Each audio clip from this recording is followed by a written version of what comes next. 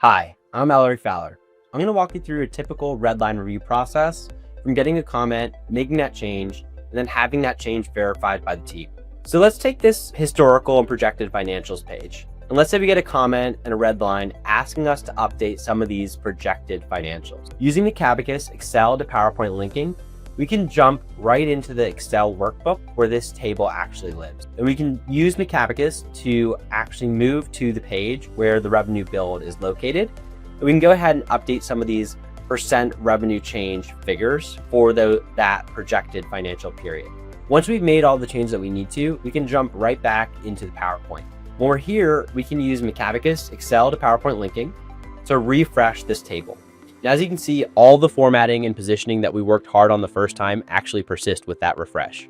So there's no duplicating efforts across Excel and PowerPoint. Now it's time for the manager to re-review the deck to ensure that all those changes have been implemented. They can use Macabacus track changes, which allows them to review this version of the deck versus any of the previous versions of the deck that have been created.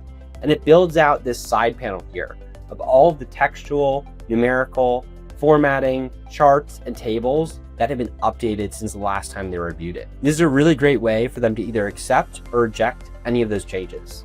These are two features that we know will help you save time and drive efficiency as you work towards those final materials.